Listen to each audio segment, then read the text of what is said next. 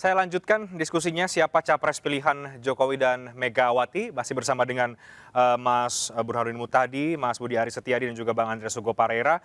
Saya ke Mas Muni dari Projo sekarang, Mas. Yang jelas, oke, relawan punya suara, punya musra, Pak Jokowi juga mungkin punya preferensi, tapi tentu ini harus dikomunikasikan dengan partai politik yang mungkin punya kehendak yang berbeda. Apakah Anda meyakini, Mas Muni, nanti di ujung akan ada titik temu apa yang diinginkan oleh Presiden dengan apa yang diinginkan oleh partai politik dalam hal ini PDI Perjuangan? Kalau kami kan orang yang optimis dalam berpolitik. Jadi pertama begini loh, Pak Jokowi selalu mengingatkan kepada kami bahwa secara konstitusi itu hak mencalonkan presiden dan wakil presiden itu adalah partai politik atau gabungan partai politik. Itu kita nggak pernah masalahin, itu kita nggak pernah gugat, begitu loh. Nah, persoalannya ini kan bagaimana penyelarasan harmonisasi antara apa yang menjadi keinginan publik dan apa yang menjadi keputusan partai politik. Gitu. Saya yakin kok partai politik juga rasional, nggak emosional, karena partai politik sangat berhitung sekali apa yang menjadi aspirasi dan kehendak rakyat. Bahkan dalam penutupan musrah itu kita tagline-nya nanti adalah suara rakyat penentu arah 2024. Seperti yang Bang Burhan tadi bilang, itu nanti tema acara kita tuh. Musyawarah Rakyat Indonesia 13 Mei 2024, suara rakyat penentu arah 2024. Jadi buat kami nggak usah pesimis, kita optimis bahwa nanti terjadi harmonisasi apa yang menjadi aspirasi rakyat, Pak Jokowi, Bu Mega, dan partai politik lain. Karena politik ini kan akhirnya kan selain perbedaan juga pentingnya persatuan. Ada dinamika itu biasa. Tapi pada waktunya saya yakin semua akan mengerucut kepada titik yang disepakati bersama. Konsensus. Selain ada perbedaan kan ada konsensus juga. Jadi kita optimis lah. Nggak perlu dipertentangkan apakah aspirasi rakyat dan partai politik berbeda. Enggak, saya yakin. Saya optimis kok. Bahwa apa yang menjadi maunya rakyat, keinginannya partai politik, Pak Jokowi, Bu Mega, dan tokoh-tokoh partai koalisi lainnya, itu pasti akan menuju pada satu titik yang sama. Begitu. Ya, oke. Meskipun Pak Jokowi sudah mungkin berkali-kali melemparkan kode ya tentang siapa yang akan didukung, tapi kan PDI Perjuangan sampai hari ini belum juga mengumumkan. Apa jangan-jangan relawan juga mau mendorong atau mau atau lebih baik kemudian PDI Perjuangan juga mengumumkan secara resmi, Mas Muni? Loh, kalau kita menghormati PDI Perjuangan, kalau PDI Perjuangan itu hak prerogatif Pak Bu Megawati sebagai Ketua Umum, itu amanat Kongres PDI Perjuangan, kita hormatin itu. Tapi kami tidak mau mencampuri urusan dapurnya partai politik, termasuk juga partai-partai politik tertentu punya putusan-putusan organisasinya. Bagi kami ini kan musuh cuma menawarkan, oh ini loh yang kami rekam, kandidat-kandidatnya. Saya juga harus berbicara begitu dengan Pak Presiden, Pak Jokowi, Pak, kami rekam ini, kami nggak mau nyodorkan satu nama, kalau satu nama itu kita komplain namanya. Kita menyodorkan ini Pak, yang visible, begitu loh. Ini yang dikehendaki rakyat. Monggo, apapun keputusan Bapak untuk mendukung siapapun, pasti kami tegak lurus, taat dan tunduk perintah Pak Jokowi. Begitu. Ya. Dan dua nama yang muncul di musrah ini, Pak Prabowo dan juga Pak Ganjar, saya ambil dua teratas ya. Ini tidak akan berubah lagi kira-kira, Mas Muni? Ya dinamika seperti itu, tapi kan dalam politik semua serba mungkin. Politik kan seni kemungkinan. Nanti tapi yang pasti wacana Pak Prabowo dan Ganjar atau Ganjar Pak Prabowo itu kan dinamika tersendiri, begitu loh. Dan yang penting begini, Pak. Concern Pak Presiden adalah bagaimana terus menggelorakan optimisme dan terus mempertahankan tingkat kepuasan publik terhadap pemerintahan Pak Jokowi. Di angka yang semakin lama semakin signifikan. Bayangkan di era presiden saat ini di Indonesia ini tingkat kepuasannya 74%. Kalau kita bandingkan dengan negara lain di Eropa, di Amerika, itu rata-rata pemerintahan itu rata-rata tingkat kepuasannya di bawah 40%, ada yang 36%, 32%. Di tengah gelombang tantangan yang luar biasa dari pandemi COVID, tantangan ekonomi dan sebagainya, pemerintahan Pak Jokowi mampu menjaga tingkat kepuasan di level yang sangat tinggi, menurut saya. Artinya secara politik ini apa, Mas Muni? Ya artinya Pak Jokowi sudah betul-betul mendedikasikan seluruh waktu, tenaga, dan pikirannya untuk membangun negara ini dan juga memperhatikan nasib rakyat, concernnya, respon baik dari segi kebijakan maupun eksekusinya. Nah ini kan bahwa pemerintah ini betul-betul bekerja untuk rakyat. Tantangannya banyak, persoalan-persoalannya banyak, tapi kan terus direspon dan dibereskan begitu loh. Oke, oke. Begitu. Ya, baik, Bang Andreas. Tadi dari diskusi kita sejak awal ya, kemudian ini mengerucut namanya Pak Prabowo dan juga Pak Ganjar Pranowo. Tadi Mas Burhan mengatakan ini kan juga tentu kalau kemudian dua nama ini apakah dua-duanya capres atau siapa yang mau mengalah gitu kan. Tapi bagi PD Perjuangan kabarnya sampai dengan hari ini tetap mau menginginkan bahwa capresnya harus dari PD Perjuangan ya? Ya, bukan menginginkan kan, itu kan hal yang sudah disampaikan oleh Ibu Ketua Umum gitu, dan sebagai partai pemenang dan ya mempunyai elektabilitas yang juga tinggi, dan ya teman-teman perlu mencatat bahwa ya bisa cek ke Mas Burhan juga dari hasil-hasil survei bahwa pemilih PDI Perjuangan itu ketika diputuskan biasanya di atas 80% mengikuti apa yang diputuskan oleh partai gitu. Bahkan misalnya di pemilu Pilkada DKI tahun 2017 itu bahkan 90%, lebih dari 90%, sehingga itu modal sosial yang modal elektoral yang sudah cukup tinggi gitu. Nah, kalau bicara soal bagaimana mendeteksi apa yang ada di masyarakat itu, ya partai politik ini kan punya akar dan kaki yang sampai, kalau di PDI Perjuangan itu kita punya sampai ke ranting-ranting di desa yang mempunyai kepengurusan partai di sana, yang juga mendeteksi sebuah perkembangan yang ada di masyarakat itu. Kami ini kan tiap kali kunjungan kerja ke bawah kan kita bicara bertemu dengan masyarakat, dan apa yang mereka sampaikan itu bukan hanya di kalangan konstituensi langsung, tapi juga masyarakat pada umumnya yang juga menyampaikan aspirasi-aspirasinya ke kami gitu. Dan itu semua ya mengarah pada apa yang berkembang di masyarakat sebagaimana yang dipotret oleh kawan-kawan ini gitu. Nah, pada titik itu kita harus katakan bahwa ketika menjelang menuju pada proses pengambilan keputusan, pertimbangan untuk memperoleh kemenangan itu penting, dan itu hal yang saya kira hal yang selama ini ya, di PDI Perjuangan itu menjadi faktor, karena siapa sih yang mau mencalonkan untuk tidak menang gitu, apalagi di dalam posisi PDI Perjuangan sebagai partai pemenang, dan sudah cukup lama kita berjuang untuk memperoleh, mencapai kepentingan perjuangan yang sudah diterapkan, sudah dicanangkan oleh partai, oleh ketua umum. Nah, sehingga ini konsistensi ini yang harus dijaga gitu. Di dalam plan jangka pendek apa yang sudah dilakukan oleh Pak Jokowi dalam 9 tahun ini gitu. Tapi kalau kita lihat tarik ke belakang lebih panjang, apa yang diperjuangkan oleh Ibu Mega, apa yang diperjuangkan oleh Bung Karno sebagai kalau kita lihat bahwa ini adalah tarikan ideologis yang dimiliki oleh PDI Perjuangan sebagai pegangan di dalam berpolitik gitu.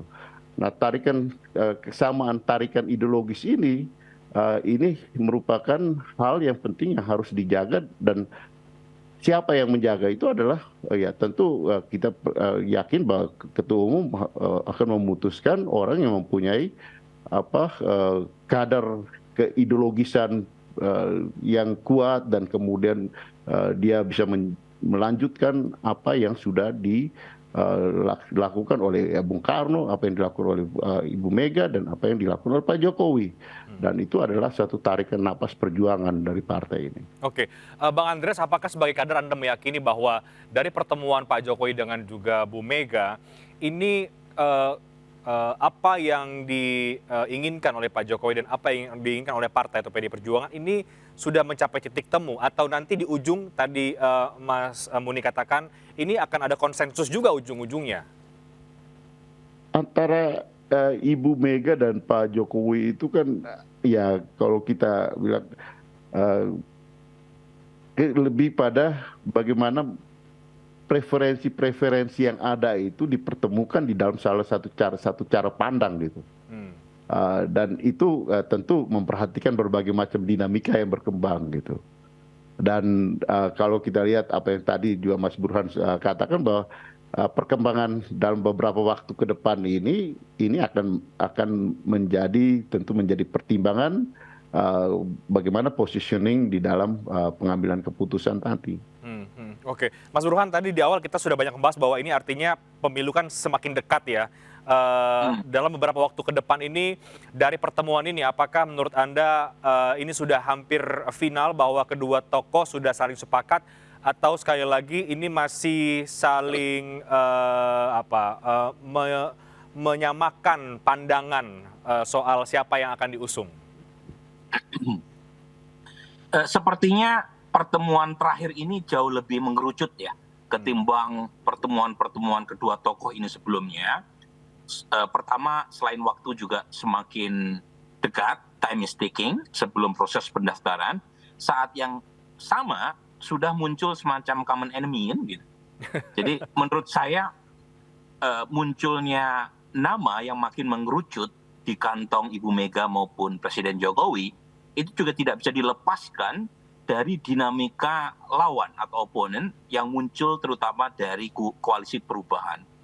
Jadi munculnya nama Anies Baswedan ini itu juga pada titik tertentu menguntungkan Ganjar Pranowo dan juga Pak Prabowo. Jadi deklarasi Capres Nasdem itu bukan hanya kabar baik buat Anies, tapi juga kabar baik buat Ganjar. Karena dengan demikian logika yang dipakai oleh elit ketua umum partai itu logika popularitas. Ya, logika elektabilitas ya. Baswedan, iya. Kalau sebelumnya kan mungkin para ketua umum partai menginginkan tiket itu dimiliki oleh ketua umum atau elit partai. Tetapi ketika Anies Baswedan muncul oleh Nasdem tanggal 3 Oktober, kemudian dikonfirmasi dukungan resmi PKS dan Demokrat, maka logika yang dipakai dari logika ketua umum berubah menjadi logika popularitas. Siapa tokoh atau nama yang bisa mengalahkan Anies, maka disitulah yang akan punya potensi untuk didukung Ibu Mega dan juga didukung oleh Pak Jokowi. Nah, siapa yang bisa mengalahkan Anies? Kalau dari survei ada dua nama. Satu adalah Ganjar, yang kedua adalah Pak Prabowo Subianto. Nah, nama-nama lain bukannya tidak ada di kantong Pak Jokowi atau Ibu Mega, tapi nama-nama lain itu misalnya Mbak Puan, atau mungkin Pak Erlangga, atau mungkin Muhaimin Iskandar, itu bukan berarti tidak dekat dengan kedua tokoh ini, Pak Jokowi atau Pak Ibu Mega, tetapi karena muncul nama Anies, suka tidak suka dicari calon yang potensial bisa mengalahkan Anies. Karena seperti yang Bung Andreas tadi sampaikan, sudah nature-nya partai politik, sudah sunatullah ya, partai politik itu pengen menang. Nggak ada partai politik didirikan untuk kalah, dan karenanya dicari calon yang potensial bisa menang. Oke, jadi munculnya nama Anies ini blessing juga untuk Pak Prabowo dan juga Pak Ganjar agar kemudian muncul ke permukaan lagi, dipilih lagi, dicalonkan gitu, Mas Burhan. Betul. Jadi makanya kalau kita lihat survei-survei terakhir kan Pak Prabowo kembali menyalip Anies Baswedan. Ya. Saat yang sama Ganjar masih anteng ya di peringkat pertama. Nah, pertanyaannya apa yang membuat Anies Baswedan belakangan performa elektoralnya menurun? Nah, saya menduga ini rilis survei kami bulan Desember 2022 dan trennya atau polanya sama hingga Maret 2023, yaitu approval rating Presiden Jokowi yang meningkat hingga di atas 70%, itu membuat elektabilitas Anies tertekan dan memberikan berkah buat Ganjar maupun Pak Prabowo. Jadi waktu bulan Desember itu kita buat analisis menarik, naik turunnya approval Ganjar itu ditentukan oleh approval rating Presiden Jokowi. Jadi ketika approval rating Presiden Jokowi itu meningkat, itu Ganjar ikutan naik. Nah, ketika approval rating Presiden Jokowi turun di bulan November, Ganjar juga ikutan turun. Yang naik adalah Anies Baswedan. Nah, belakangan pola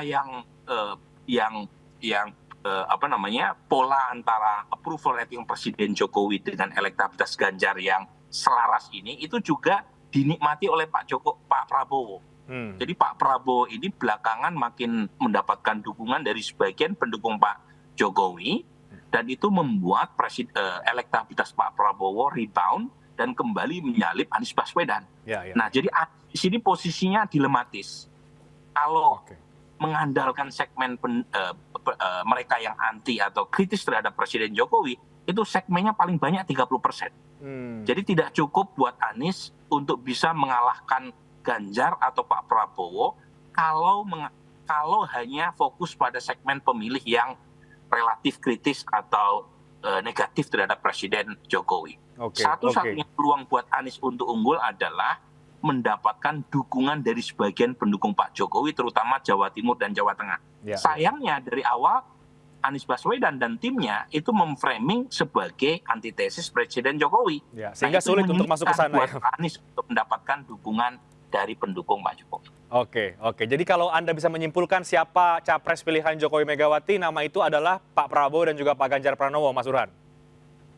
Berdasarkan penerawangan hari ini, bisa jadi berubah.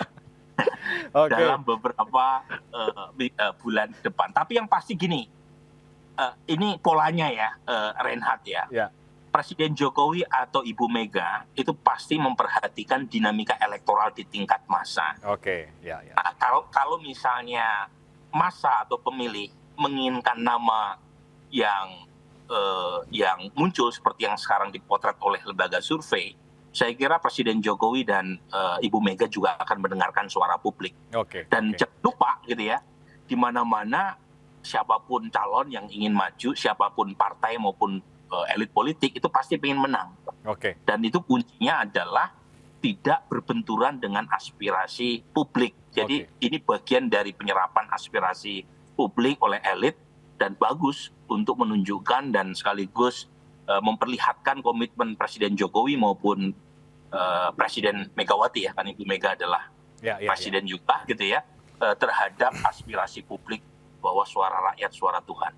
Apalagi cukup menarik juga ketika ada kode dari Kepala BIN Pak BG bahwa auranya Pak Prabowo ini sudah terbawa auranya Pak Jokowi ya Mas Muni. Ini cocok juga dengan penerawangannya Mas Burhan tadi, namanya adalah Prabowo Subianto dan juga Ganjar Pranowo yang menjadi pilihan Jokowi Megawati.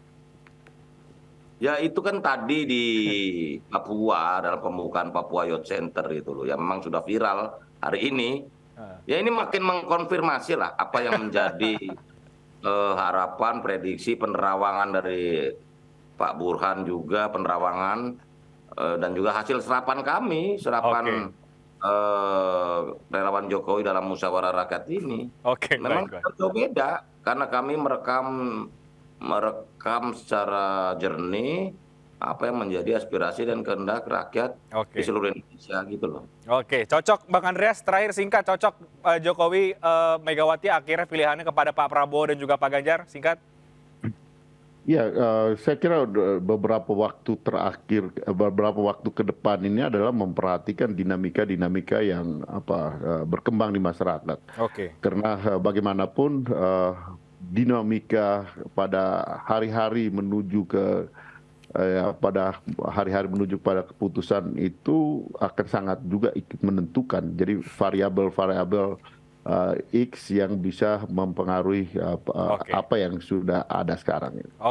Baik, kita akan lihat apakah penerawangan Mas Burhan sampai hari ini bahwa yang dipilih adalah Pak Prabowo dan juga Pak Ganjar itu benar adanya atau tidak. Mari kita akan lihat beberapa bulan ke depan karena ini akan semakin menarik untuk mencermati siapa capres yang akan didukung oleh Pak Jokowi dan juga Bu Megawati atau PD Perjuangan. Tapi terima kasih banyak waktunya Mas Muni, Mas Budi Ari, terima kasih Mas Burhan, Bang Andreas, terima kasih untuk diskusi yang sangat menarik. Selamat malam, sehat selalu semuanya. Salam sehat. Kami akan segera kembali dengan sejumlah informasi lain, tetap bersama kami di MNC News Prime.